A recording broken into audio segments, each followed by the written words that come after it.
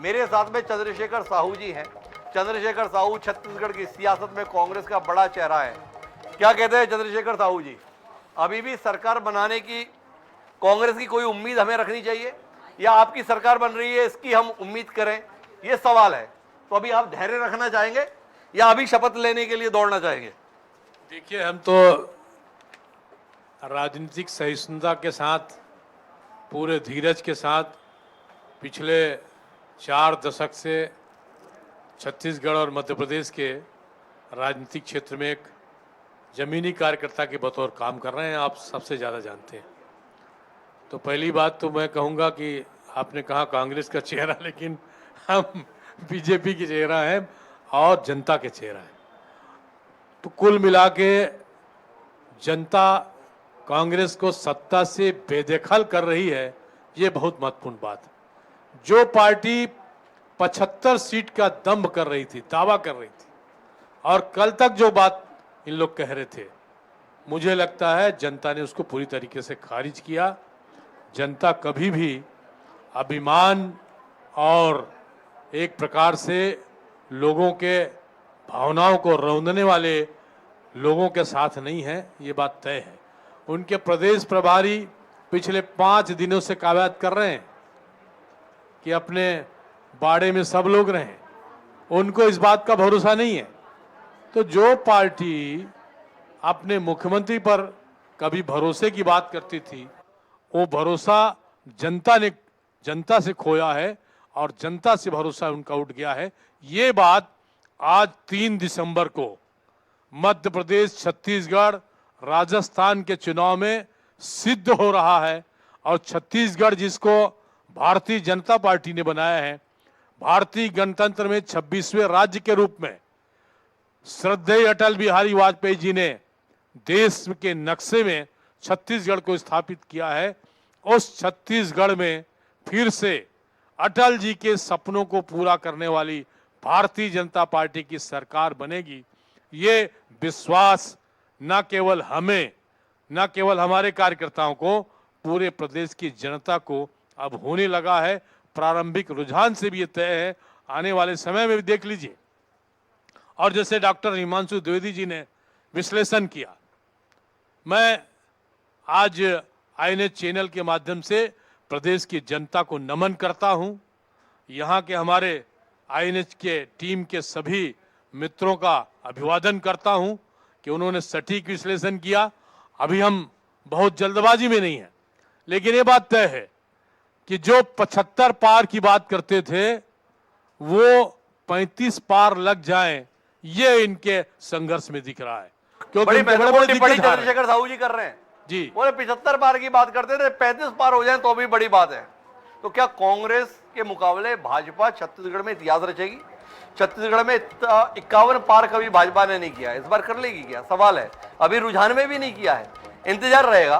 पर महत्वपूर्ण बात यह है कि कांग्रेस पार्टी के अधिकांश बड़े नेता छत्तीसगढ़ में चुनाव हारते हुए दिख रहे हैं, पर कुछ नए चेहरे हैं जो बढ़त बनाए हुए हैं। जैसे हमने बताया, शैलेश नितिन त्रिवेदी 20 साल से टिकट मांग रहे थे, अब जाकर टिकट मिला और वो चुनाव जीतते हुए दिख रहे हैं, क्योंकि 6000 मतों से आगे चल रहे हैं। पर चाहे वो अमरजीत भगत हो, चाहे वो ताम्रध्वज साहू हो, चाहे चरणदास महंत हो, चाहे टीएस सिंहदेव हो, सब चुनाव हारते हुए दिख रहे हैं। पर मध्य प्रदेश के संदर्भ में हम समीक्षा करना चाहेंगे। मध्य प्रदेश में भाजपा की एक तरफा लहर चल रही है, पर मध्य प्रदेश में एक दूसरी लहर भी चल रही है, वो सिंधिया के खिलाफ चल रही है। सिंधिया के तमाम साथी चुनाव हारते हुए दिख रहे हैं, जो कद्दावर हैसियत में है। महेंद्र सिंह सिसोदिया शिवराज मंत्रिमंडल का चेहरा, ब्रजेंद्र सिंह यादव मुंगावली से विधायक और मंत्री, सुरेश धाकड़ पोहरी से विधायक और मंत्री, तीनों इस समय अपने अपने विधानसभा क्षेत्रों से पीछे चल रहे हैं। यह अपने आप में बड़ा महत्वपूर्ण घटनाक्रम है। चंद्रशेखर साहू जी अविभाजित मध्य प्रदेश की सियासत का भी चेहरा रहे हैं जी। ये अपनी पार्टी में लोगों को लेकर आते हैं और बाद में निपटा देते हैं, ऐसा आपके विरोधी आरोप लगाते हैं। सिंधिया जी के साथ भी ऐसे ही कुछ कर रहे हैं क्या आप लोग? नहीं, ऐसा कुछ नहीं है। भारतीय जनता पार्टी बहुत उतार चढ़ाव देखी है और आप सब जानते हैं, और आप तो बहुत सारे विषयों पर विश्लेषण करते रहे हैं। भारतीय जनता पार्टी बहुत फूंक फूंक कर कदम रखेगी, और ये जो जनादेश अभी दिख रहा है आज के मतगणना के दौरान, ये माननीय प्रधानमंत्री नरेंद्र मोदी की एक गारंटी, उनके नेतृत्व और उनके नेतृत्व पर पूरी तरीके से जनता ने पूरे उत्तर भारत में, पूरे हिंदी भाषी बेल्ट में न केवल भरोसा जताया है बल्कि उन्हें क्लियर मैंडेट दिया है। एक क्लीन स्वीप देने की बात आप देख रहे होंगे, खासकर मध्य प्रदेश में, छत्तीसगढ़ में भी भारतीय जनता पार्टी। और रोकना इसलिए चाह रहा हूं कि मेरे पास में एक बड़ा विरोधाभासी रुझान है, वो जबलपुर से है। जबलपुर में 2 सीट है, एक जबलपुर पूर्व, एक जबलपुर पश्चिम, पूरा पश्चिम। रुझान भी पूरा पश्चिम टाइप का है। जबलपुर पश्चिम से भारतीय जनता पार्टी के सांसद हैं राकेश सिंह प्रत्याशी, कांग्रेस से तरुण भनोट, बड़ा नाम है, वित्त मंत्री रहे। तो यहां पर राकेश सिंह, जिन्हें अपेक्षाकृत लोग कमजोर आंक रहे थे, वो 16,275 मतों से आगे चल रहे हैं। अब पूरब वहां पर कांग्रेस के प्रत्याशी है लखन घनघोरिया, वो भाजपा प्रत्याशी के मुकाबले 33,000 मतों से आगे चल रहे हैं। तो जैसे कहते हैं बिल्कुल उलट पूरब पश्चिम, तो वो जबलपुर में दिख रहा है। पश्चिम में भाजपा का सूरज उग रहा है, तो पूरब में कांग्रेस का सूरज उग रहा है। क्या कहेंगे चंद्रशेखर जी? देखिए, ये असेंबली सेगमेंट, उसकी प्रवृत्ति, उसकी प्रकृति, उस पर निर्भर करता है। कहीं कहीं असेंबली सेगमेंट में जो मतदाताओं का रुझान है, वोटिंग बिहेवियर है, वो बिल्कुल कंट्रास्ट रहता है, एक इधर तो एक उधर। तो हो सकता है उसका परिणाम हो, क्योंकि हम लोग मध्य प्रदेश से शुरू किए थे अपनी राजनीति को 1985 में, जब 56 विधायक थे, तो उस समय हम इस 90 विधानसभा सीट में 9 लोग चुन कर गए थे।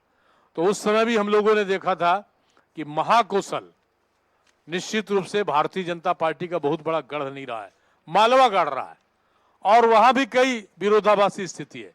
तो हो सकता है उस कारण भी हो कि उस विधानसभा निर्वाचन क्षेत्र की प्रवृत्ति के वजह भी हो सकता है कुछ प्रत्याशी और कुछ इशूज और कुछ मुद्दे और कुछ तात्कालिक कारण, यह भी हो सकता है। यह विश्लेषण करने की जरूरत। चलिए इसे छोड़िए जी, एक महत्वपूर्ण विषय पे अपनी टिप्पणी दीजिए। इतना अनुभवी राजनेता हमारे साथ न्यूज रूम में मौजूद है, चंद्रशेखर साहू जी के रूप में, विधायक रहे, सांसद रहे, क्या नहीं रहे।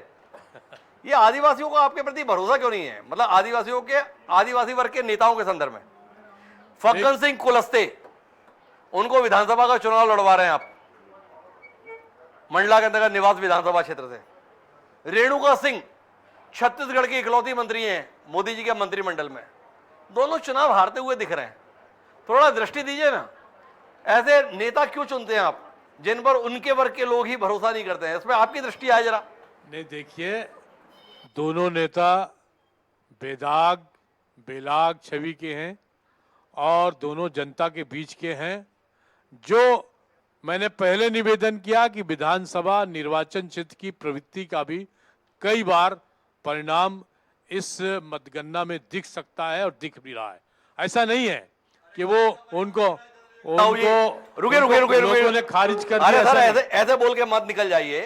वो जो निवास विधानसभा क्षेत्र से फग्गन सिंह कुलस्ते प्रत्याशी हैं, वहां से उनके भाई कई बार के विधायक रहे हैं। नहीं, देखिए, निवास विधानसभा क्षेत्र के बारे में जहां तक मेरी जानकारी है, फग्गन सिंह कुलस्ते हमारे मित्र हैं। और मैं जब भारतीय जनता पार्टी का 90 में विधानसभा में एक सरकारी उपक्रम समिति का चेयरमैन था, तो वो मेरे कमेटी के मेंबर हुआ करते थे। हमारे साथ उनका दौरा था अमरकंटक में, मैं उनको जानता हूं, बहुत सहज सरल व्यक्ति हैं। और वो निवास विधानसभा क्षेत्र बहुत टिपिकल रहा है शुरू से। जिस दिन टिकट डिक्लेयर हुआ उस दिन से ये बातें आ रही थी, बहुत टिपिकल है। अरे साहू जी, जिस क्षेत्र से उनके भाई 3-3 बार विधायक रह लिए, क्या टिपिकल है? रहे हैं, निश्चित रूप से रहे हैं।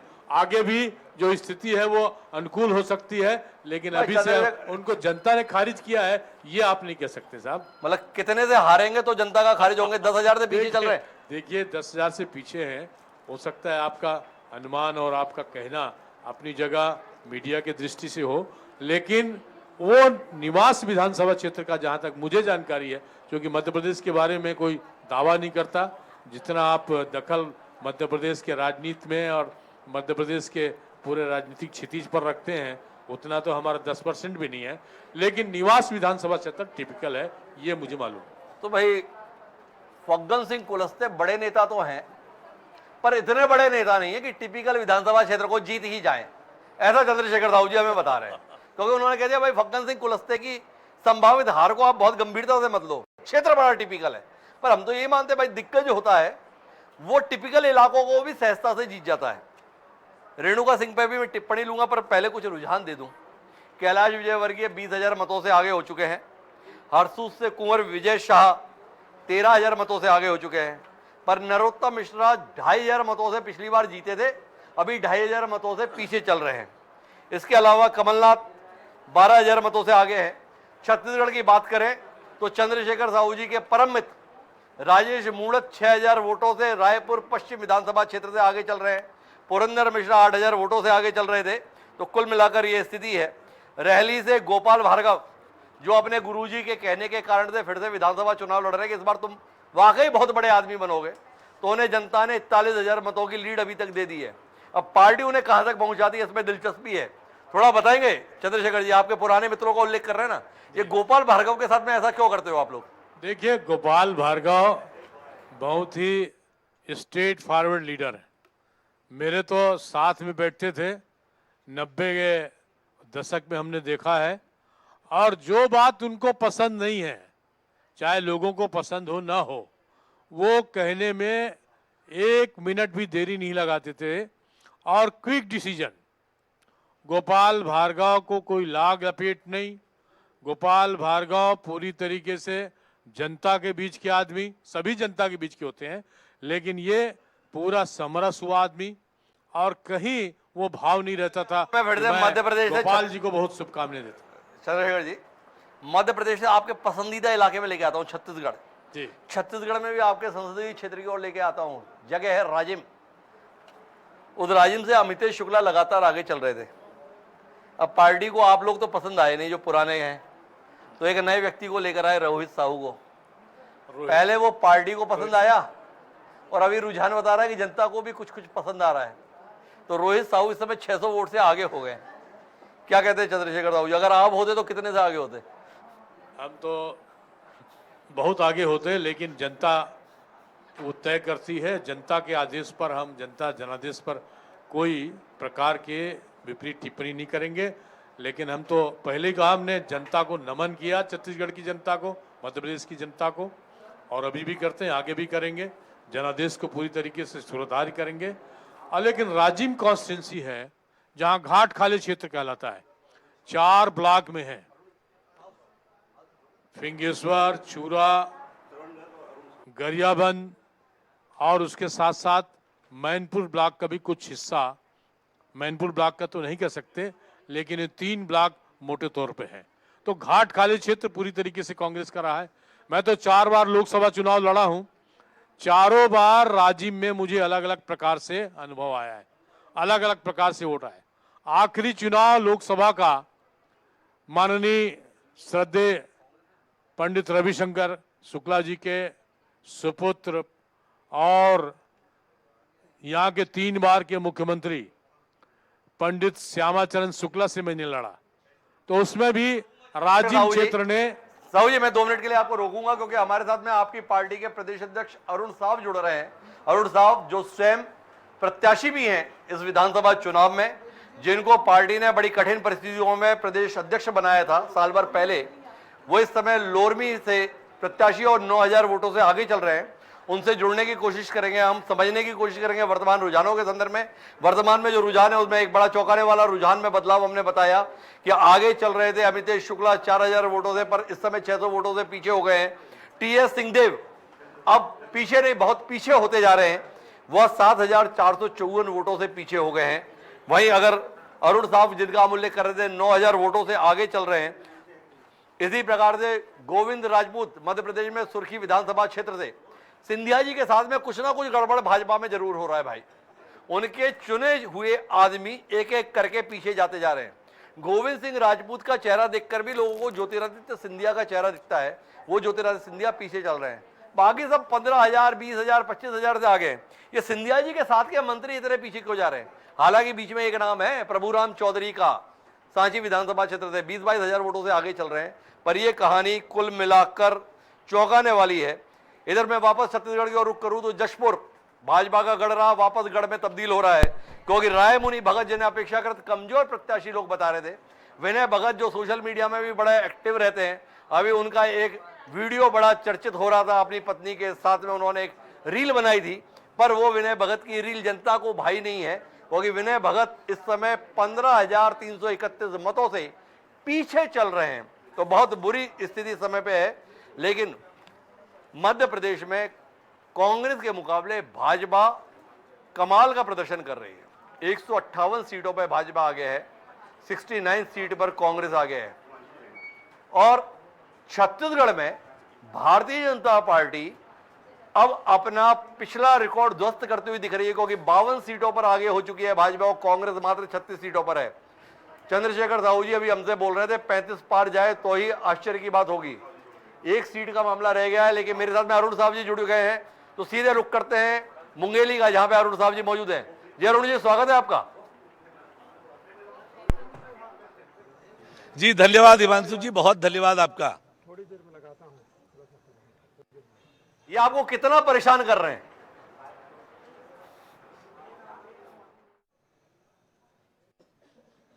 हेलो जी जी जी जी जी जी जी अरुण जी, मैं जानना ही चाह रहा था, ये जो रुझान आ रहे हैं 90 में से 52 सीटों पे भाजपा आ गया, कांग्रेस 36 सीटों पर, ये आपको कितना परेशान कर रहा है? आप परेशान नहीं, अब तो छत्तीसगढ़ की जनता और भारतीय जनता पार्टी के दशहरा और दीपावली एक साथ मनाने वाली है। असत्य पर सत्य की जीत होने वाली है। छत्तीसगढ़ में कमल की सरकार बनने वाली है। छत्तीसगढ़ में भारतीय जनता पार्टी की सरकार बनने वाली है। छत्तीसगढ़ खुशहाली और तरक्की की ओर आगे बढ़ने वाली है। आपको अचरज नहीं है इन रुझानों को लेकर? कितना आपके अनुमानों के अनुरूप है ये रुझान, या अनुमानों के प्रतिकूल है ये रुझान? निश्चित रूप से, पूर्ण रूप से मुझे भरोसा था कि पूर्ण बहुमत से भारतीय जनता पार्टी की सरकार छत्तीसगढ़ में बनेगी, और मुझे लगता है कि उसी के अनुरूप ये परिणाम आ रहा है। अभी टेली भारतीय जनता पार्टी की और आगे जाने वाली है। पूर्ण बहुमत से छत्तीसगढ़ में भारतीय जनता पार्टी की सरकार बनेगी। कांग्रेस के कुशासन का अंत होने वाला है। छत्तीसगढ़ खुशहाली और तरक्की की ओर आगे बढ़ने वाला है। ये आपकी सरकार क्यों बन रही है? आपने ऐसा क्या काम किया जिसके कारण आपकी सरकार बन रही है? या कांग्रेस की सरकार ने कोई काम नहीं किया, या इतना बिना काम के रखा इसलिए सरकार बन रही है? देखिए, कांग्रेस ने 5 साल में छत्तीसगढ़ की जनता को लूटने का काम किया, दोनों हाथों से लूटा, छत्तीसगढ़ की जनता को धोखा दिया, छत्तीसगढ़ के विकास को अवरुद्ध किया, पूरे देश में छत्तीसगढ़ को शर्मसार करने का काम किया। वो छत्तीसगढ़ जिसे देश में छत्तीसगढ़िया सबले बढ़िया कहा जाता था, घोटाले और भ्रष्टाचार और अपराध के कारण छत्तीसगढ़ को देश में बदनाम करने का काम भूपेश बघेल की सरकार ने किया। और आज छत्तीसगढ़ की जनता कांग्रेस के कुशासन से मुक्ति चाहती थी। छत्तीसगढ़ को खुशहाली और तरक्की की ओर ले जाने के लिए छत्तीसगढ़ की जनता को केवल और केवल भारतीय जनता पार्टी पर भरोसा था। छत्तीसगढ़ की जनता मानती है कि छत्तीसगढ़ का भविष्य केवल और केवल भारतीय जनता पार्टी के हाथों में ही सुरक्षित हो सकता है, और इसलिए मोदी की गारंटी पर भरोसा किया। कांग्रेस के कुशासन को समाप्त करने का निर्णय छत्तीसगढ़ की जनता ने किया है। भारतीय जनता पार्टी पर भरोसा किया है। 90 सीटों पर आपको चुनाव लड़ाना था, पर आप खुद भी विधानसभा का चुनाव लड़ा दिए गए पार्टी के द्वारा। पार्टी ने क्या सोचकर आपको चुनाव लड़ाया विधानसभा का? देखिए, पार्टी ने प्रदेश अध्यक्ष को भी चुनाव लड़ाने का निर्णय किया, और आप देखेंगे कि लोरमी विधानसभा में भारतीय जनता पार्टी भारी बहुमत से चुनाव जीतेगी। लोरमी के चुनाव तो मेरे कार्यकर्ताओं ने पूरी ताकत से लड़ा। मैं तो प्रदेश में भी घूमता रहा, पर पार्टी का कार्यकर्ता ही चुनाव लड़ता है, और प्रत्याशी तो प्रतीक के रूप में होते हैं। लोरमी के कार्यकर्ता पूरी ताकत से चुनाव लड़े। लोरमी की जनता ने भरपूर स्नेह और आशीर्वाद अरुण साव को दिया, पार्टी को दिया। देखिएगा भारी बहुमत से भारतीय जनता पार्टी लोरमी चुनाव जीतेगी, इतिहास बनाएगी, रिकॉर्ड बनने वाला है। लोरमी की जनता आपको आशीर्वाद दे रही है, प्रदेश की जनता पार्टी को आशीर्वाद दे रही है। ये प्रदेश अध्यक्ष अरुण साहब को भाजपा हाईकमान आशीर्वाद देगा क्या? भाई 2003 में प्रदेश अध्यक्ष थे डॉक्टर रमन सिंह, बहुमत मिला, प्रदेश अध्यक्ष को मुख्यमंत्री बनाया। अरुण साहब के मुख्यमंत्री बनने की क्या संभावना? पार्टी ने मुझे प्रदेश अध्यक्ष के रूप में पार्टी की सरकार बनाने का, पार्टी को बहुमत दिलाने का जिम्मा दिया था और साथ लेकर, सभी नेताओं को साथ लेकर, जनता के आशीर्वाद से उस जिम्मेदारी को बखूबी निर्वहन करने का प्रयास मैंने किया। मेरा प्रयास सफल होता हुआ दिख रहा है। अब सरकार का नेतृत्व कौन करेंगे, इसका निर्णय पार्टी का विधायक दल और केंद्रीय नेतृत्व तय करेगा। भाई तय तो वो करेंगे, पर आपकी दावेदारी रहेगी कि नहीं रहेगी? क्या अरुण साहब बतौर मुख्यमंत्री इस प्रदेश की सेवा करना चाहेंगे, या कोई मन नहीं है, अरे मैं क्या करूंगा मुख्यमंत्री बनकर? देखिए, मैं पार्टी का कार्यकर्ता हूं, बहुत छोटा कार्यकर्ता हूं। पार्टी ने मुझे जो जिम्मेदारी दी है पूरी ईमानदारी और मेहनत से निभाया है। अभी प्रदेश अध्यक्ष के जिम्मेदारी के रूप में मैंने पार्टी के लिए कार्यकर्ताओं के सहयोग से मेहनत की, जनता का आशीर्वाद मिला। अब पार्टी को बहुमत मिलेगा और सरकार का नेतृत्व कौन करेंगे, विधायक दल और केंद्रीय नेतृत्व तय करेगा। तो बहुत बहुत धन्यवाद अरुण साहब जी हमारे साथ जुड़ने के लिए। तो ये तो अरुण साहब जी बहुत उत्साहित हैं। उनका कहना है कि पार्टी ने मुझे जिम्मेदारी दी थी, उस जिम्मेदारी का निर्वहन मैं कार्यकर्ताओं के साथ मिलकर कर पाया, मुझे इस बात की खुशी है। पर खुशी तो चंद्रशेखर साहू जी को भी हो सकती है। वो बोल रहे थे कि 35 पार हो जाए तो बहुत बड़ी बात है। 35 पर आकर रुझान में रुक गई है कांग्रेस। चंद्रशेखर साहू जी क्या कहेंगे? जी बंधुवर, जैसे मैंने पहले कहा कि छत्तीसगढ़ की जनता, क्योंकि मेरे पास पहला परिणाम आ गया है। अभी तक हम रुझान दे रहे थे, पर इन रुझानों के बीच में पहला परिणाम मेरे पास में है, और वो है मध्य प्रदेश में काला पीपल विधानसभा क्षेत्र से, जहां भारतीय जनता पार्टी के प्रत्याशी घनश्याम चंद्रवंशी 11,941 वोटों से जीत गए। घनश्याम चंद्रवंशी चुनाव जीते हैं, ये इतना महत्वपूर्ण नहीं है। महत्वपूर्ण ये है मध्य प्रदेश युवक कांग्रेस के पूर्व अध्यक्ष और वर्तमान विधायक कुणाल चौधरी चुनाव हार गए हैं। बहुत बड़ी खबर मध्य प्रदेश से पहला परिणाम जो आया है वो काला पीपल विधानसभा क्षेत्र से आया है। भाजपा के घनश्याम चंद्रवंशी 11,941 वोटों से चुनाव जीत गए हैं। वहीं कांग्रेस का एक और कद्दावर चेहरा जीतू पटवारी निर्णायक हार के कगार पर पहुंच गए हैं। जीतू पटवारी राऊ विधानसभा क्षेत्र से 20,000 वोटों से पीछे चल रहे हैं। और इसके बीच पत्थलगांव मतलब जशपुर में गोमती साय निर्णायक बढ़त पर हैं, 9,000 वोटों से आगे चल रही हैं और अब उनकी जीत की औपचारिकता ही शेष है। जो भी प्रत्याशी 10,000 के करीब पहुंच गया विधानसभा चुनाव में, यह हैरतपूर्ण ही होगा अगर उसके बाद उसका नतीजा अंतिम हार के रूप में आए। पर एक बड़ी खबर गुना के अंतर्गत राऊगढ़ से है, जहां पर जयवर्धन सिंह जो बीच में पीछे चल रहे थे अब आगे हो गए हैं और तकरीबन 2,500 मतों के अंतर से वो अपने प्रतिद्वंदी से आगे चल रहे हैं। पर जयवर्धन सिंह पिछले 2 चुनाव तकरीबन 50,000 मतों के अंतर से जीते थे। ऐसे व्यक्ति का 2,000-3,000 मतों पे सिमटा रहना इतने राउंड के बाद अपने आप में चौंकाता है। पर जैसी हालत कांग्रेस की मध्य प्रदेश में दिखाई दे रही है, उसमें जीत बढ़ जाओ। टी.एस. सिंहदेव बोलते हैं भाई 1 वोट से ही जिता देना, बस जिता देना। हालांकि इस बार उन्हें उस जीत के संदर्भ में भी काफी संघर्ष करना पड़ रहा है। तो ये हालात है। जी चंद्रशेखर जी, आपसे बातचीत मेरी बीच में अधूरी रह गई थी। जी जी जी नहीं, आप तो बहुत चौंकाने वाले परिणाम प्रदेश की जनता को और दोनों प्रदेश की जनता को दे रहे हैं कि पहली जीत भारतीय जनता पार्टी की हासिल हुई है और वो अच्छा संकेत है। शुरुआती रुझान भी आपने स्पष्ट देखा है और पूरे प्रदेश के हर वर्ग के लोग आज देख रहे हैं।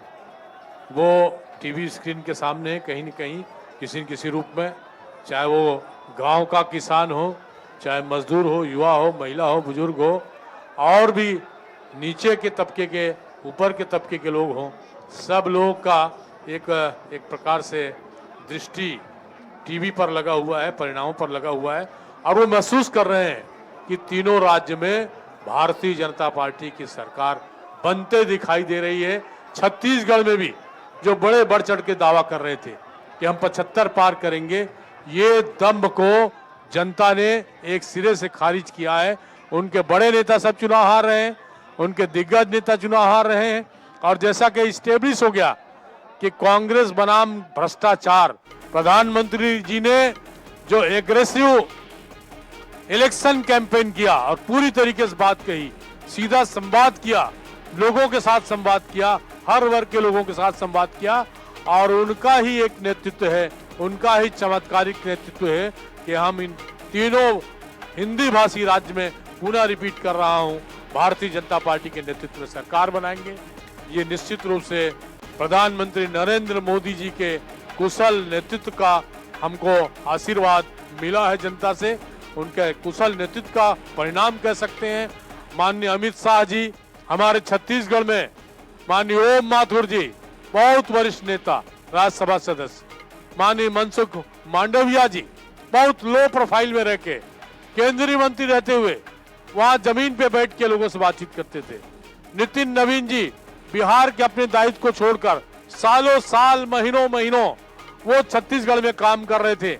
हमारे संगठन से जुड़े लोग, चाहे हमारे क्षेत्रीय संगठन मंत्री हो, चाहे संगठन महामंत्री हो, चाहे हमारे प्रदेश अध्यक्ष हो, हर पदाधिकारी इस बार अपने आप को चुनाव में दांव में लगाया था, भारतीय जनता पार्टी के आदेश का पालन किया था, और जनता ने उन्हें आशीर्वाद दिया है। ये साफ दिख रहा है। आपका बहुत बहुत आने वाले धन्यवाद समय में चंद्रशेखर साहू जी लगातार हमें ये बता रहे थे कि किस तरीके से मेहनत करके इस चुनाव को जीता जा रहा है। उनका उत्साह छुपाए छुप नहीं रहा है, क्योंकि 5 साल के शासन के बाद सत्ता में वापसी होती हुई दिख रही है। पर चंद्रशेखर जी आपका बहुत बहुत धन्यवाद।